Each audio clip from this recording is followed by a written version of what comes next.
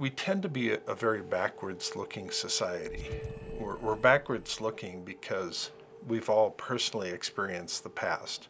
When we look around us, we see evidence of the past all around us. All information that we come into contact with is essentially history. So the past is very knowable, but we're going to be spending the rest of our lives in the future.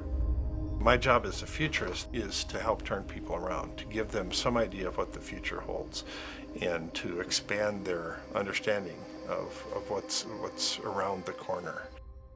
These ideas that you have about the future, they're like pixels that are in space. If you only have a few of them, that's like just having a couple dots on a 1,000-mile canvas. If you can create a large enough concentration of these pixels, then you can start getting a clearer picture of what the future actually holds. One of the predictions I made was that by 2030, over 2 billion jobs were going to disappear. We're going to have to transition between jobs today and jobs in the future at a faster rate than ever in all history. 60% of all the jobs 10 years from now haven't even been invented yet. The industries are changing, the skills that we need for the future are shifting, and so how do we constantly update our skills and do that? I'm very optimistic about a future. Some areas I have a lot of concern about, but I always think that every problem creates an opportunity. As an example, from a utilization of natural resources standpoint, owning a car is a terrible waste. It's only being used 4 or 5% of the day at most. Most of the time it's sitting in a parking lot, sitting in a garage, just sitting around. So we'll shift our thinking from this just-in-case mindset, I have a car in my garage just in case I need it, to a just-in-time mindset. By 2030, we're going to have lots of driverless cars. Every automaker in the world has a driverless division that's working on how do we eliminate the need for a driver for this vehicle. But it's not suddenly we're going to have driverless cars and nobody has to handle the steering wheel ever again. It will take baby steps, many baby steps along the way. But once we make this full transition, then suddenly we no longer need bus drivers, we no longer need taxi drivers, truck drivers. The car companies will stop selling the driver experience and they'll start selling the rider experience.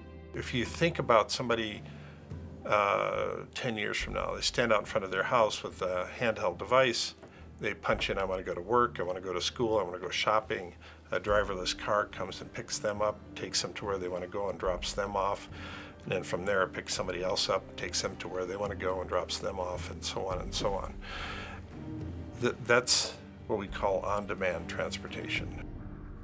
One topic I find absolutely fascinating, this whole topic of 3D printing. Chris Anderson, who is the former managing editor of Wired magazine, he made the comment that 3D printing is going to be bigger than the internet. In the past, you would have a block of material and you carve away everything that doesn't look like the part that you wanted. Now it's an additive process and you just add plastic or metals or whatever you're using to create that particular part.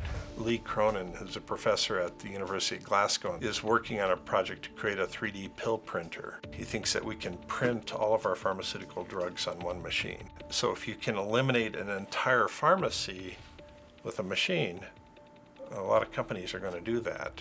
It will also enable us to provide a lot of these drugs and medicines to places all around the world that currently don't have access to them.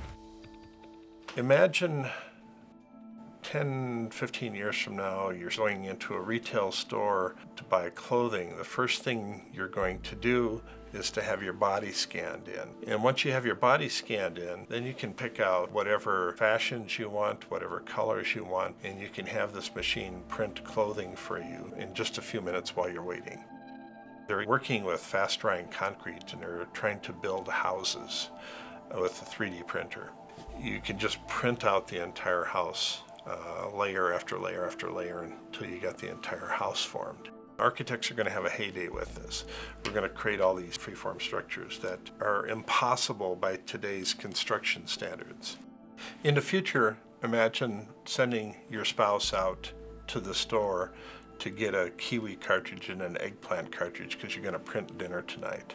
3D printing is going to catch on in so many different ways. If we have something that breaks down, rather than sending over to China to make a replacement part and to ship it over to us, we can print it right here. We can print it within a few minutes rather than wait for several days to have it shipped over.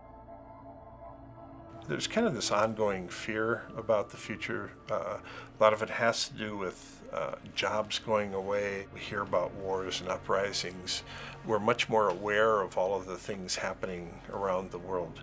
But at the same time, that there's actually less conflicts today than ever in history. Poverty levels are dropping around the world. We see a lot of positive things happening. The future is going to happen whether you want it to or not. So we need to engage ourselves with the future because we need to take advantage of the opportunities that are coming out of it. Some spectacular things are happening.